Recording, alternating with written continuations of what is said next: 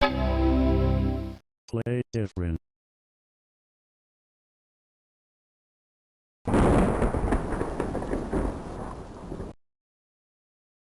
In 1981, Atari released their groundbreaking arcade game Tempest.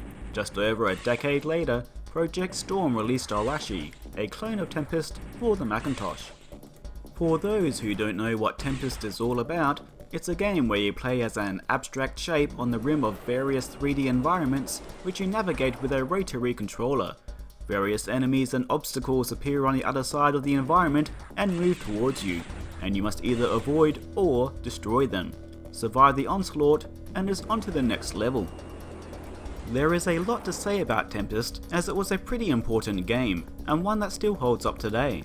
For example, it was the first game to let players choose their starting level. It was also inspired by a nightmare the creator had, which is pretty cool in my opinion. But we're not here to talk about Tempest, but rather Arashi. It was originally titled Storm, hence the name of the development team, but they changed it after another Mac company using the name contacted them. So, they retitled it to Arashi, which is the Japanese word for storm. A bit of a clever workaround there. They also went with this name because of how close it was to Atari, another Japanese word, but let's not get into the naming of that particular company. Now, Arashi is not an exact clone of Tempest. It has the same enemies, but the behaviour of them aren't quite the same. For example, the baddie that looks like a bow tie does not shoot in Arashi, but it does in Tempest. It also has similar level design to Tempest, but the wave of enemies which spawn on them aren't necessarily the same. I feel most of the changes make an easier game, but that is not a negative. Many home conversions of arcade games were easier since they no longer needed to munch your quarters, and the lower difficulty also helps to counter the controls being less precise since a rotary spinner is not used. And despite these changes, this is still a very strong Tempest experience. But it actually didn't start as a direct clone. This only happened after the game was released as open source, and Chris E. Yayan contributed more levels based on ones in the original arcade game. Earlier versions of Arashi, while mechanically very much based on Tempest, featured more original level designs and a difficulty progression designed for them, in that it gets very hard very quickly. So really, Arashi is two different games depending on which version you play, as these levels were taken out of the later versions.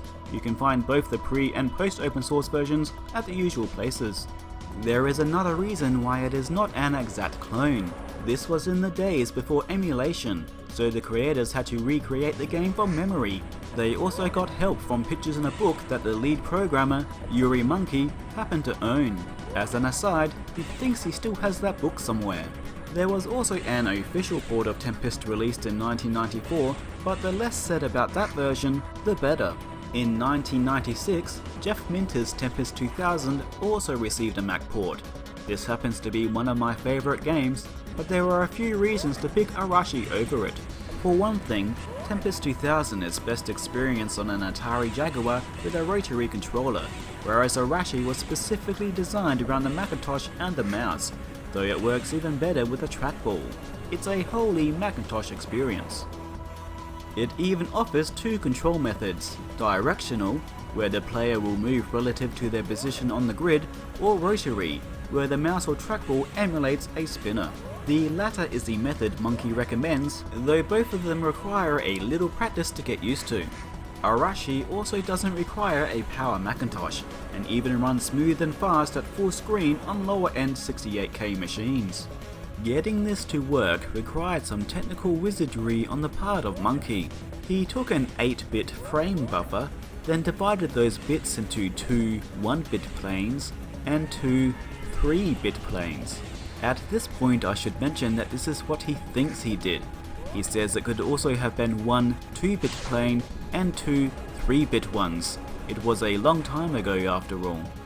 Anyway, the two 1-bit planes were used for static imagery that doesn't move, i.e. the level environments. The 6 remaining bits were enough to give him 7 colours and transparency to play with. The palette he created was set up to flip between the two 3-bit buffers so that only one is ever displayed at a time. So to draw a frame, he drew all the new content into the hidden buffer, then switched to it, and everything that was previously visible gets moved into the buffer which was using the transparent color, thus erasing it. So in each frame, the game is actually only modifying and drawing the smaller moving elements, i.e. enemies, while the larger elements such as the grid remain unchanged. That is, until it's time to head to the next level, where the player moving through the grid is animated with the 3-bit buffers. If you didn't understand any of that, I would just sum it up by saying that this game was cleverly put together with programming tricks to keep things smooth and fast and full screen. There were other difficulties making the game too. For example, they had to remove the bounds of the mouse, which there was no API for at the time, so Monkey just reset the mouse position to the center behind the scenes. As a side effect, this is likely one of the reasons why Arashi, along with Monkey's next project, Avara, didn't like to work well under OS classic emulation. The reason why Tempest was picked to be cloned is because two members of the team, Yuri Monkey and Yane Frozen, went to the same high school, and often took an hour tram ride to the local amusement park to play arcade games, with Tempest being one of their favourites, enchanting them with the sharp, colourful graphics and unusual soundscape. And Arashi is a true love letter to that classic arcade title, and is also one of the best arcade games for classic Macintoshes.